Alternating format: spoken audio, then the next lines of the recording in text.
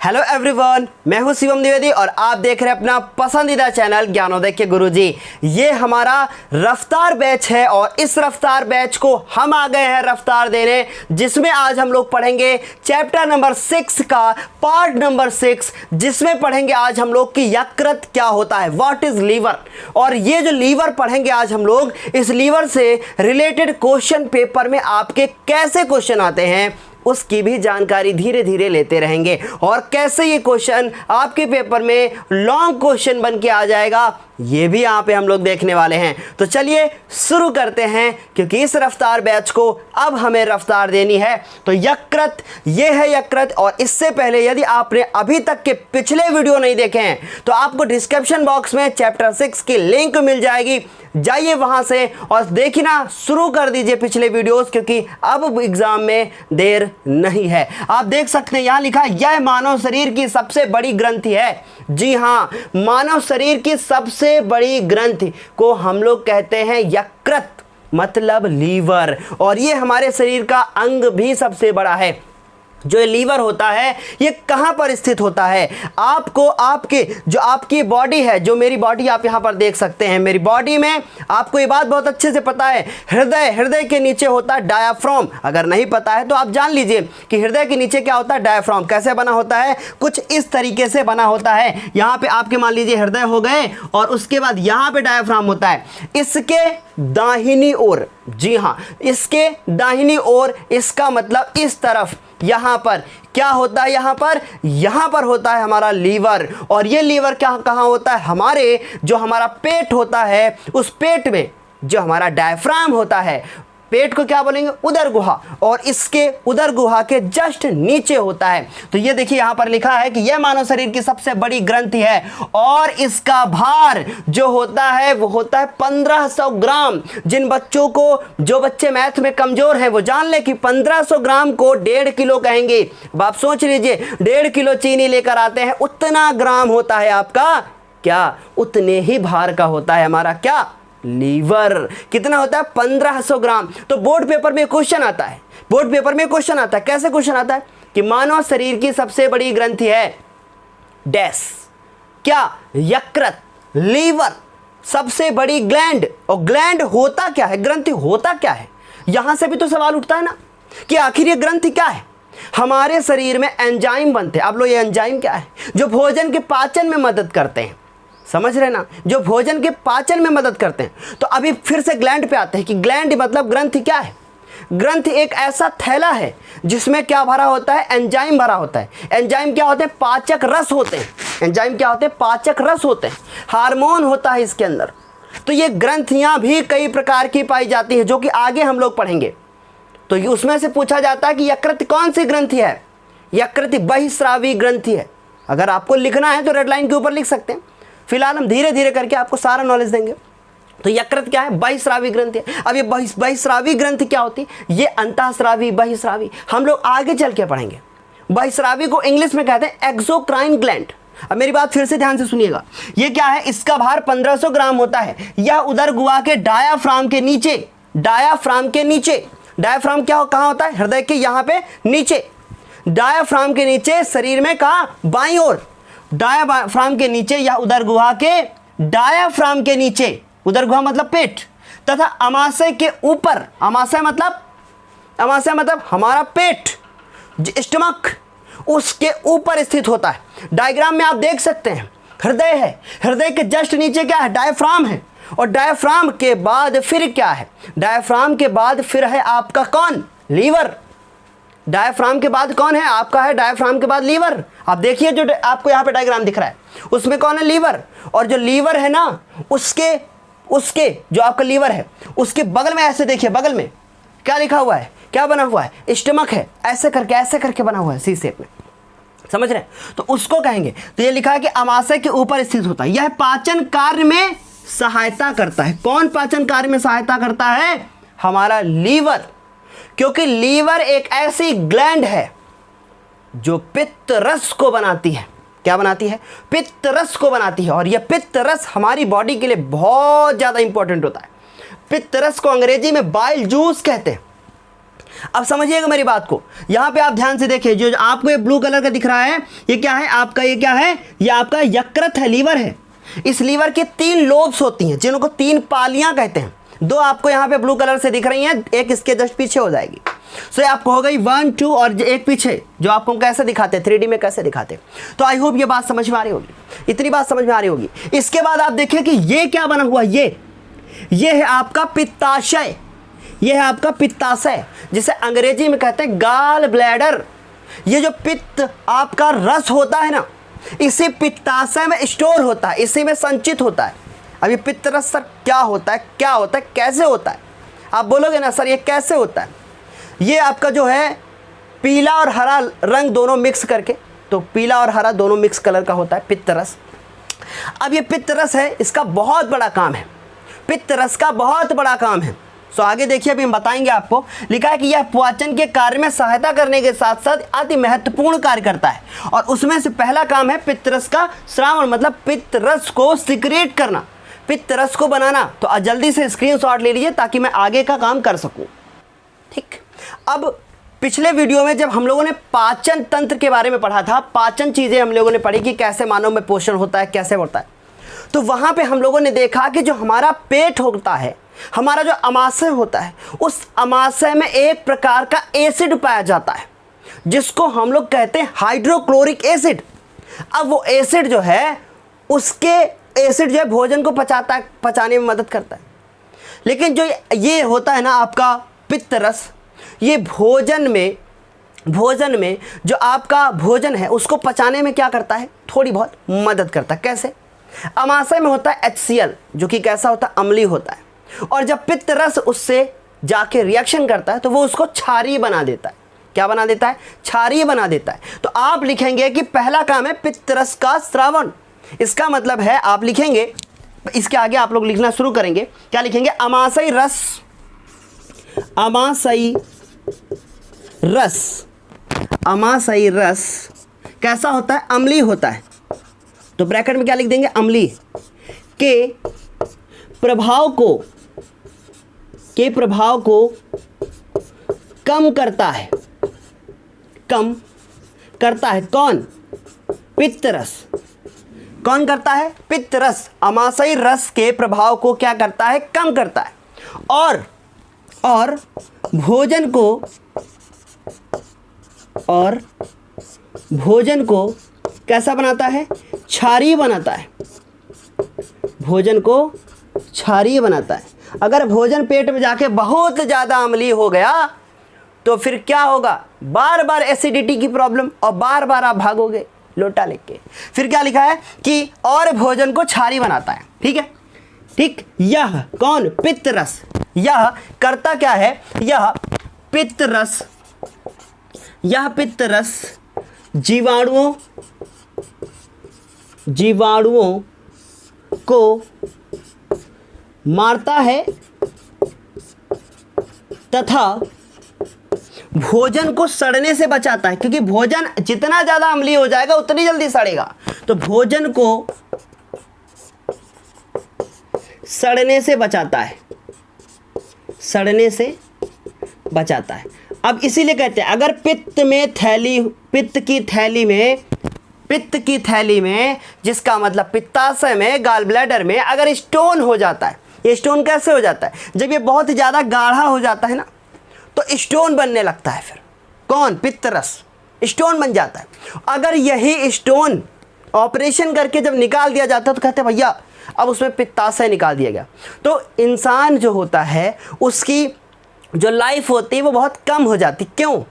क्योंकि ये जो यकृत है ना, अब ये पित्त रस बनाएगा पर वो स्टोर कहाँ होगा, क्योंकि पित्ताशय तो बचा नहीं।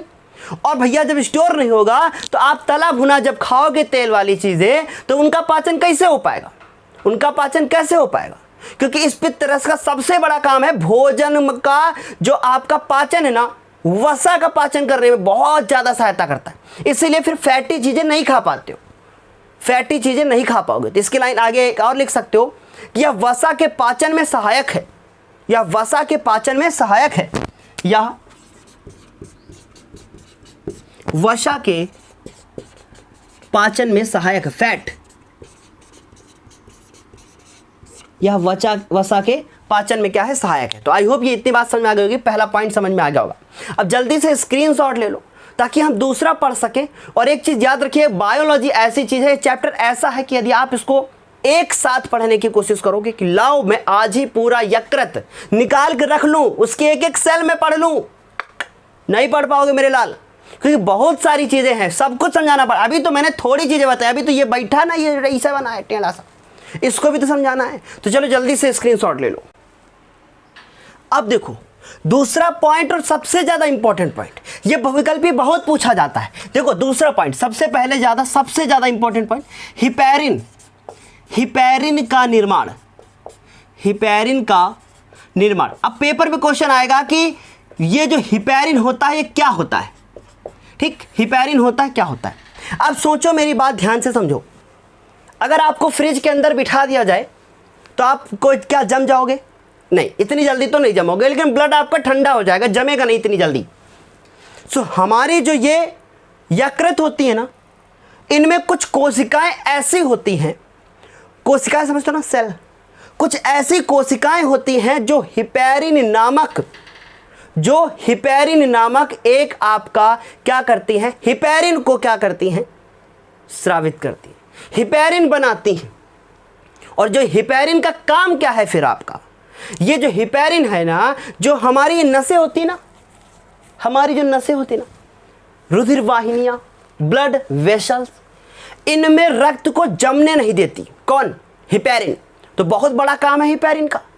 हिपैरिन का काम क्या है? रुधिर वाहिनियों में रक्त को जमने ना देना। सोचो, अगर रक्त जम गया तो क्या होगा, क्या होगा? अगर बॉडी के अंदर जो आप यहाँ पे देख रहे हो, ये रुधिर वाहिनियाँ जो हैं, नसें जो फैली हैं, ये नसें अगर आपकी इसकी नसों के अंदर क्या बह रहा है? ब्लड। और हिपैरिन कहता है अच्छा मेरे बिना तुम्हारी ज़िंदगी बेकार है बेटा, मेरे बिना तुम जी नहीं सकते, तुम्हें मेरी ज़रूरत पड़ेगी, अगर मैं नहीं हुआ तो तुम जम जाओगे, तुम जम जाओगे। तो हिपैरिन का निर्माण होता है कहाँ से? यकृत की कोशिकाओं से। तो बस इतना याद रखना, हिपैरिन क्या करता है? जमने में, रुधिर वाहिनियों में रक्त को ना ही जमने देता है, नहीं जमने देता है।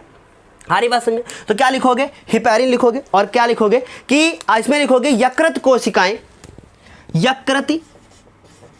यकृत कोशिकाएं हिपैरिन नामक, यकृत कोशिकाएं हिपैरिन नामक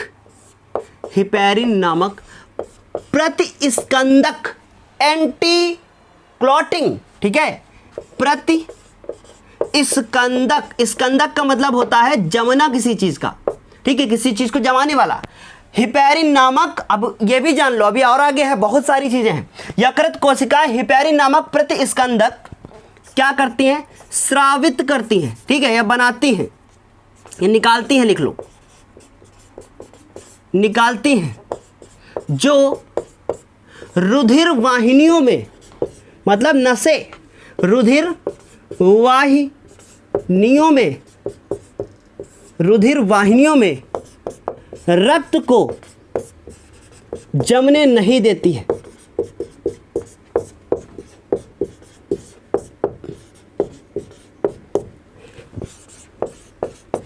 जमने नहीं देता है। बढ़िया राइटिंग में लिख रहे, एकदम फंटास्टिक। तीसरी चीज देखो, तीसरा है आपका फाइब्रोजेन, ठीक है, बहुत ध्यान से मेरी बात सुना, मैं लिखने जा रहा हूं, ठीक है। होता है फाइब्रिनोजन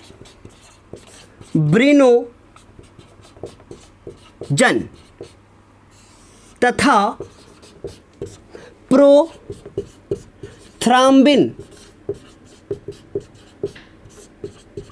अब ये कौन होते भैया? ये कौन है? ये दो महाशय कौन है भाई? ये कौन है भाई? ये कौन है? ये कौन है? ये कौन है? ये कौन है? ये वो हैं जो चोट लगने पे रक्त का थक्का जमा देते हैं। मतलब वो कहते हैं मैं जमने नहीं दूंगा, और ये कहते हैं मैं जमा दूंगा, लेकिन दोनों हमारी बॉडी के लिए ज़रूरी हैं। क्यों? क्योंकि अगर हमें कहीं चोट लग जाती है तो ऊपर देखा होगा पपड़ी पड़ गई। क्यों पड़ जाती है? अगर आपकी बॉडी में आपका यकृत खराब हो जाए तो आपके यहाँ रक्त का थक्का नहीं जमेगा, आपका रक्त का थक्का नहीं जमेगा, ब्लड हुआ, चोट लगी, बहता रहा बहता रहा बहता रहा, ठीक ही नहीं होगा। सो ये 2-3 नाम जो मैं लिख रहा हूं यहां पे बहुत इंपॉर्टेंट है। कौन? हिपैरिन अकेले बलवान, नहीं जमने दूंगा मैं।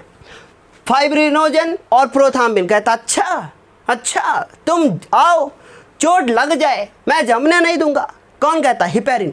और ये दोनों क्या कहते हैं? अच्छा चोट लग गई, कोई बात नहीं बेटा, मैं जमा दूंगा, पपड़ी बना दूंगा। तो ये करते क्या है? फाइब्रिनोजन तथा प्रोथाम्बिन। तो यहां पे लिखोगे यकृत कोशिकाएं, यकृत कोशिकाएं, यकृत कोशिकाएं कौन से? फाइब्रिनोजन। देखो फाइब्रिनोजन याद रखना बेटा, फाइब्रिनोजन तथा प्रोथाम्बिन, प्रोथाम्बिन नामक, बहुत ध्यान से मेरी बात को सुना, हाँ, प्रोथाम्बिन नामक रुधिर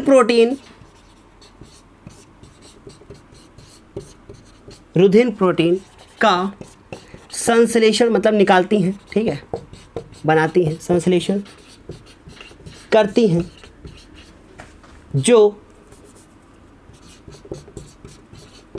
रक्त का, ठीक है, जो रक्त का थक्का, ये कौन कर रहा है? ये क्या कौन कर रहा है? यकृत कर रहा है, यकृत की कोशिकाएं कर रही हैं ना।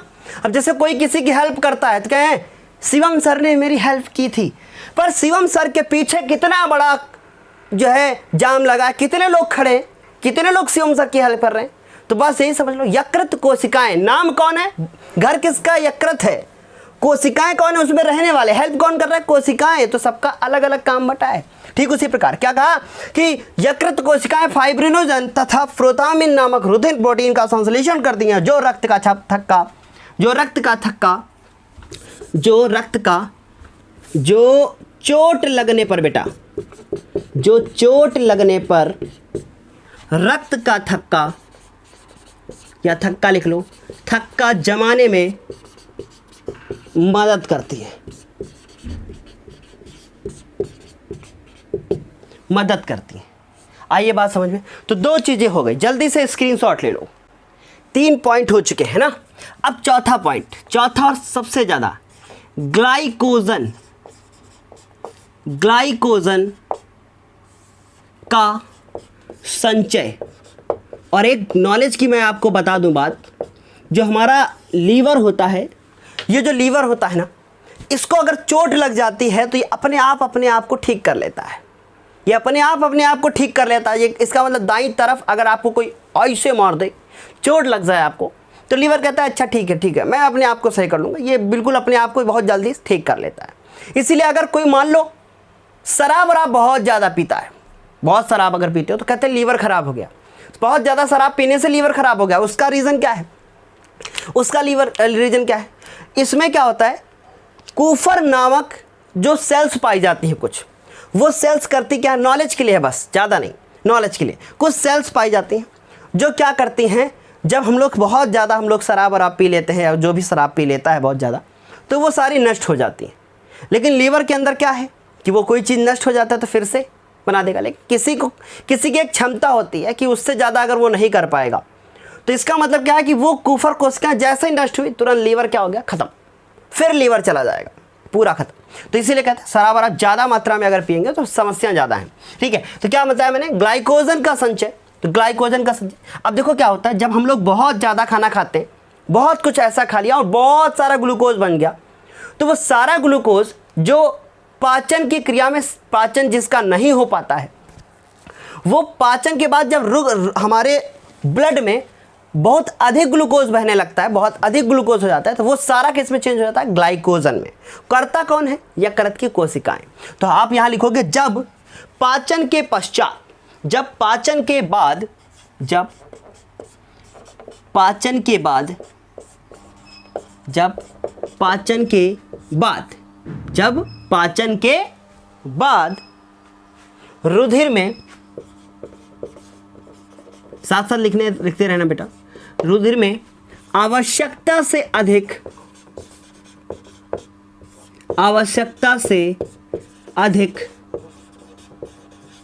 आवश्यकता से अधिक क्या हो जाता है, ग्लूकोज हो जाता है, क्योंकि कहाँ बहेगा, उसी में तो बहेगा, ग्लूकोज हो जाता है, तब यकृत कोशिकाएं, बहुत ध्यान से सुनना, बहुत इंपॉर्टेंट है बेटा ये, तब यकृत कोशिकाएं ग्लूकोज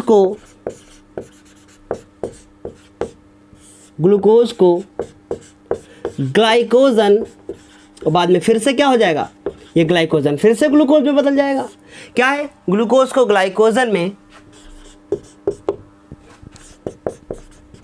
बदलकर यकृत में संचित कर देती है, संचित कर देती है। तो इतनी बात समझ में आ गई। अब उसके बाद 4 पॉइंट हो गए, 5वां देखो, ठीक है, 5वां देखो, यूरिया का संश्लेषण। यूरिया का संश्लेषण,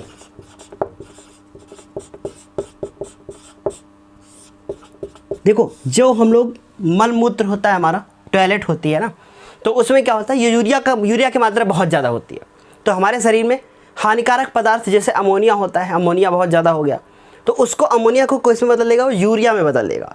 तो ये यूरिया जो होता है ये क्या करता है, जो हानिकारक जीवाणु हैं उनको नष्ट कर देगा हमारे शरीर से। तो हमारे शरीर में क्या बनती है, अमोनिया, और अमोनिया को बदल देता है किसमें, यूरिया में।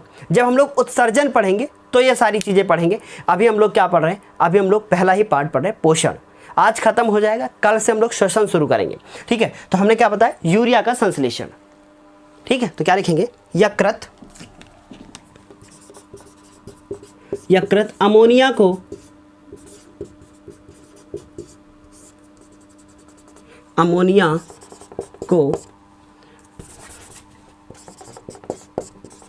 यूरिया में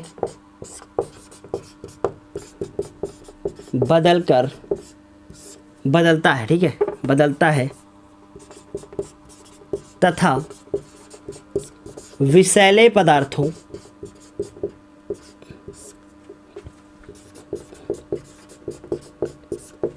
को कम हानिकारक बनाता है। तो ये कितने पॉइंट हो गए अभी तक, टोटल पॉइंट हो गया 4 की जगह पे आप 5। एक पॉइंट और पढ़ेंगे उसके बाद तब खत्म करेंगे। तो आई होप इतनी बात समझ में आ गई होगी कि यूरिया में बदलता है तथा विषैले पदार्थों का कम हानिकारक पदार्थों में बनाता है, ठीक है। अब इसके बाद लास्ट एक पॉइंट और पढ़ेंगे तो पूरा लीवर जो है हमारा वो खत्म हो जाएगा। जब हम लोग नेक्स्ट वीडियो में क्या पढ़ लेंगे, पैंक्रियाज पढ़ लेंगे कि ये पैंक्रियाज क्या होता है, ठीक है। एक वीडियो में हम लोग अग्नाशय को पढ़ लेंगे और ये अग्नाशय करता क्या है, ये जो आप यहाँ पे देख रहे हैं ये अग्नाशय है, ठीक है, इसको हम लोग पढ़ लेंगे पूरा।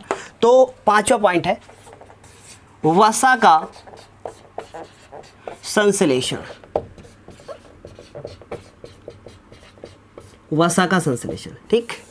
तो हम लोग लिखेंगे कि यकृत, कॉमा लगाएंगे, ठीक है, ग्लूकोज की अधिक मात्रा को, ग्लूकोज की अधिक मात्रा को किस में बदल देता है, वसा में बदल देता है, फैट में, और आदमी मोटा हो जाता है, ठीक है।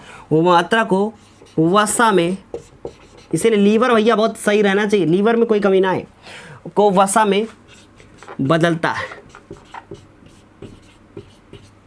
वसा में बदलता है। बस इतना लिख सकते हैं, इसके अलावा बहुत ज़्यादा लिखने की ज़रूरत नहीं है, ठीक है।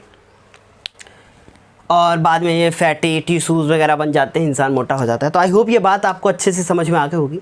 अब आप लोगों से एक छोटी सी रिक्वेस्ट है, और वो रिक्वेस्ट ये है कि अभी आप लोग प्लेलिस्ट में जाएं, और प्लेलिस्ट में जाने के बाद आप लोग इस चैप्टर के वीडियोस को शुरू से देखना शुरू करें, जहाँ पे मैंने अभी तक आपको पूरा पाचन जो है तंत्र है वो बताया है, पोषण कैसे होता है मानव में, अमीबा में पोषण कैसे होता है, दांत क्या होते हैं, दांत के कितने प्रकार होते हैं, किसका क्या काम है, सारा नोट्स हम आपको बता रहे हैं अच्छे से।